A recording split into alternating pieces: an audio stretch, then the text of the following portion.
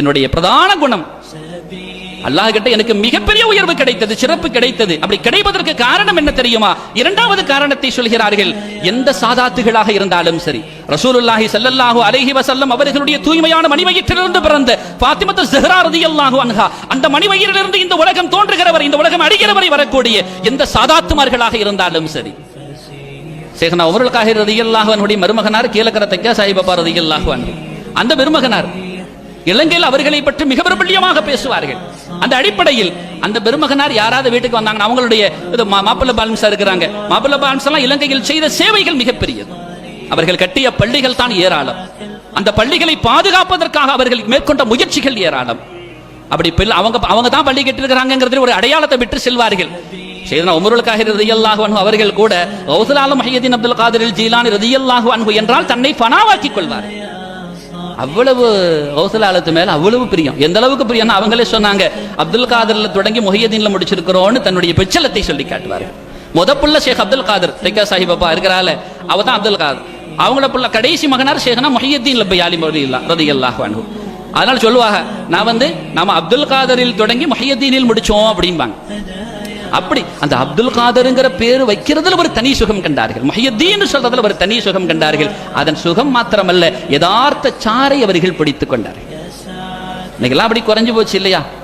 முஹய்யிதீன் சொல்லக்கூடிய அந்த வார்த்தைகள் குறைந்து போய்விட்டது. காரணம், நமது பிச்சலங்களிடத்தில் நாம் சேர்க்க வேண்டிய அந்த கல்வியை சேர்க்கவில்லை. ஏதோ நம்ம விட்டுட்டோம், அவ்வளவுதான். பிள்ளைகளை அழைச்சிட்டு போய் விடணுமா இல்லையா, கூட்டிட்டு போகணுமா இல்லையா, சபையில் அந்த பிள்ளைகளை கூட்டு போற பொறுப்புகள் அந்த பெற்றோர்களுக்கு இருக்கா இல்லையா, நாம செய்யல, ஏதோ நம்மளோட நம்ம முடிச்சுக்கிட்டோம். நம்ம பிள்ளைகள் வழி தவறி விடுகிறார்கள். அப்படி செய்யக்கூடாது. பிள்ளைகளை நாம் கரம் பிடித்து செல்ல வேண்டும். அந்த பிள்ளைகள் வயதுக்கு வருவதற்கு முன்பாக ஒழுக்கம் போதிக்க வேண்டிய கடமை இருக்கிறது. ரசூலுல்லாஹி ஸல்லல்லாஹு அலைஹி வஸல்லம் சொல்றாங்க, ஒரு பிள்ளைகளுக்கு நீங்கள் விட்டு செல்கிற சொத்திலேயே மிகப்பெரிய சொத்து என்ன தெரியுமா? அதபுன் ஹஸனுன், அழகான ஒழுக்கம் அப்படின்னு சொல்றாங்க. அந்த ஒழுக்கம் யாரிடத்தில் கிடைக்கும்? நல்ல சகவாசத்தில் தான் கிடைக்கும். நல்ல சகவாசத்தோடு தொடர்பு படுத்த வேண்டிய பொறுப்பு ஒவ்வொரு பெற்றோருக்கும் இருக்கிறது. இந்த பிள்ளைகளை அழைத்து சென்று விடணும், தர்பியத்துக்காக விட வேண்டும். நாம் அதை செய்ய தவறி விடுகிறோம்.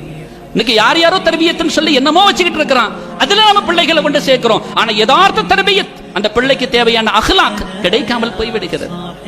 ரசூலுல்லாஹி ஸல்லல்லாஹு அலைஹி வஸல்லத்தை விரோதிக்கிற அளவுக்கு வருகிறது என்றால் அது அஹ்லாக்கே அல்ல. எங்க அத்தருன்னு சொல்லி ஒருத்தன் தாரான், எடுத்து பூசறதுக்கு முன்னால மடக்குதான்னு பாக்குறமா இல்லையா? அத்தர் பாட்டில்ல தான் அத்தர் இருக்கு. சரி, அத்தர் பாட்டில்ல தான் அத்தர் இருக்கு. பாட்டில்ல இருக்கிறதெல்லாம் அத்தராக மாறிவிடாது. அப்ப உடனே நல்ல அழகான இதான் பார்த்தாலே அப்படி ஜொலிக்கிறது, பார்வையே கம்பீரமாக இருக்கிறது, தருகிற ஜாடிகள் அழகாக இருக்கிறது, தருபவரும் அவரை பார்த்தாலும் தோற்றம் அழகாக இருக்கிறது என்று இவ்வளவு இருந்தாலும் தந்ததுக்கு அப்புறம் உடனே எடுத்து பூசுறது இல்ல. எடுத்த உடனே மணக்குத, அப்புறம் தான் பூசுறோம். மூக்குன்னு ஒண்ணு இருக்கு, அந்த மூக்குன்னு இல்லைன்னு சொன்னா நம்ம எப்படி வேணாலும் பூசிக்குவோம். அந்த மூக்குல மோந்து பார்த்து பூசிக்கிறோம். ரசூலுல்லாஹி ஸல்லல்லாஹு அலைஹி வஸல்லம் அவர்களையும் இறை நேசர்களான பெருமக்களையும் யாராவது விமர்சித்தவர்களாக குர்ஆனையும் ஹதீஸையும் முன்வைத்தாலும் அது அத்தர் அல்ல, நஜீஸ். அதை நம்ம ஏத்துக்க முடியாத. மூக்கு இருக்கா இல்லையா, அந்த மாதிரி அறிவு இருக்கா இல்லையா? குர்ஆன் தானே ஹதீஸ் தானே இல்லையே. குர்ஆனையும் ஹதீஸையும் ரசூலுல்லாஹி ஸல்லல்லாஹு அலைஹி வஸல்லம் சொல்வார்கள், அம்மன் தஅഖுதூன், யாரிடமிருந்து எடுக்கிறீர்கள் என்பதையும் பார்த்துக் கொள்ளுங்கள் அப்படிமா. யாரிடமிருந்து எடுக்க வேண்டும் என்றும் சொல்வார்கள். தக்வா உடையவர்களுக்கு தான் குர்ஆன் நேர்வழி காட்டும் என்று குர்ஆன் சொல்லும். அப்ப கண்ணியம் என்பது மிக முக்கியமான விஷயம். முதலாவது இருக்க தன்னை அல்லாஹ்வோடு சங்கமிக்க செய்வது. அல்லாஹ்வோடு சங்கமித்து விட்டால், அல்லாஹ்விடத்தில் தன்னை அர்ப்பணித்து விட்டால், அல்லாஹ்வுக்கு எதெல்லாம் பிடிக்குமோ அதெல்லாம் எனக்கு பிடிக்கும், அல்லாஹ்வுக்கு எதெல்லாம் பிடிக்காதது எனக்கு பிடிக்காது. அதனால தான் அல்லாஹ்வுக்கு சங்கைப்படுத்துதல் என்பது பிடிக்கும். எனவே அவங்க சொல்றாங்க, எந்த சாதாத்துகளாக இருந்தாலும் அவர்களை கண்ணியப்படுத்துவேன். இமாமுல் அரூஸ் மாப்பில் லப்பி ஆலிம் ரலியல்லாஹு அன்ஹு பள்ளிகளை கட்டினாங்க. அவங்க தான் கட்டின பள்ளியான்னு ஒரு ஆளு தெரிஞ்சுக்கணுங்கிறதுக்காண்டி பெரும் ஆராய்ச்சியெல்லாம் பண்ண வேண்டிய அவசியம் இல்லை. அவங்க பள்ளி கட்டிட்டாலே அதுக்கு பேர் என்ன பள்ளி வைப்பாங்க தெரியுமா? முஹய்யிதீன் பள்ளின்னு வச்சிருவாங்க. அதுல ரெண்டு விஷயம் வந்துருது. நீங்க வேண்டாம் பாருங்க, எங்கெல்லாம் முஹய்யிதீன் அப்துல் காதிர் ஜீலானி ரலியல்லாஹு அன்ஹுடைய சபைகள் இருக்குமோ அங்கு சாதாரணமாக ஒருத்தர் ரொம்ப லேசா ஒரு மாற்றுக் கொள்கையோடையும் உள்ள பூந்துட முடியாது. அந்த பாதுகாப்பு அங்க வந்துடும். இரண்டாவது விஷயம் என்ன? அந்த பள்ளி தரீகா சார்ந்த பள்ளிங்கிறதுக்கு தரீகாவின் நாயகருடைய பெயரையே சொட்டி விடுவார்கள், முஹய்யிதீன் பள்ளின்னு வச்சிருவாங்க. அப்படியெல்லாம் சேவை செஞ்சாங்க.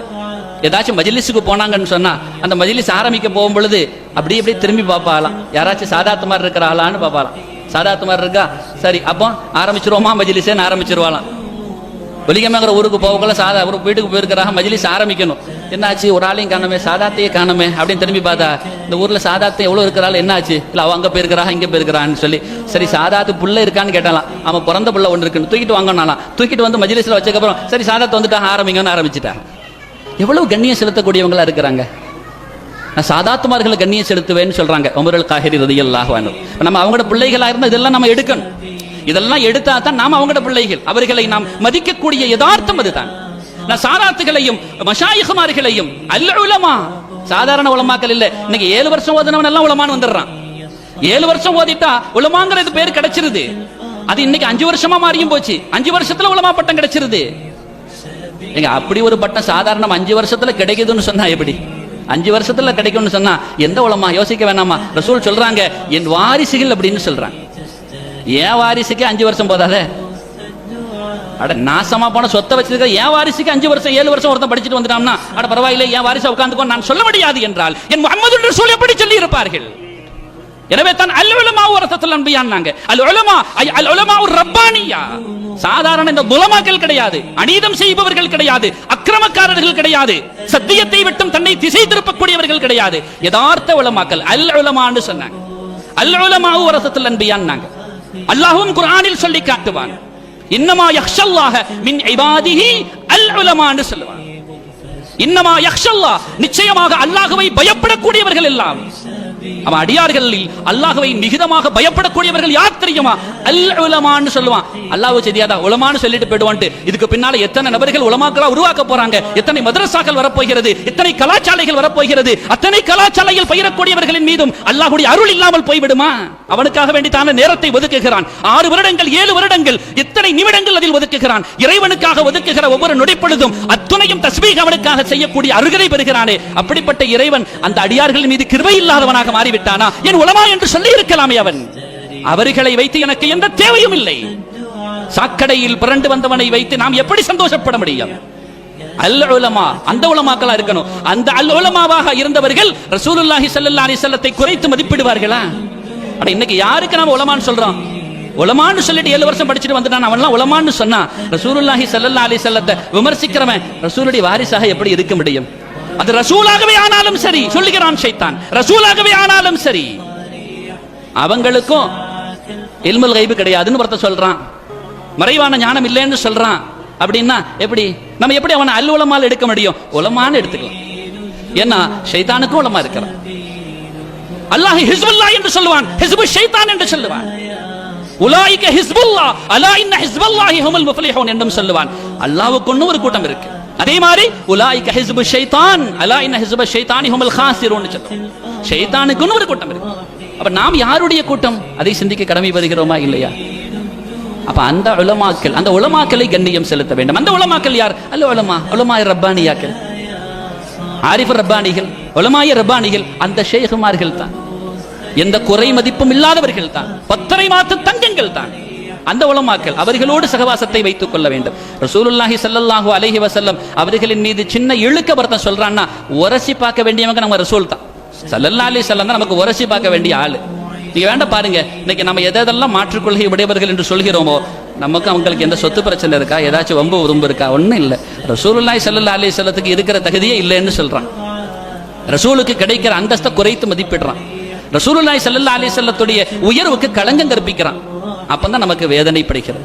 நம்ம அவனோட விரோதமாக இருக்கிறோம். விரோதம் என்று சொன்னால் அவனை நாம் வெறுக்கல, அவன் செய்த அவன் சேட்டையை நம்ம வெறுக்கிறோம்.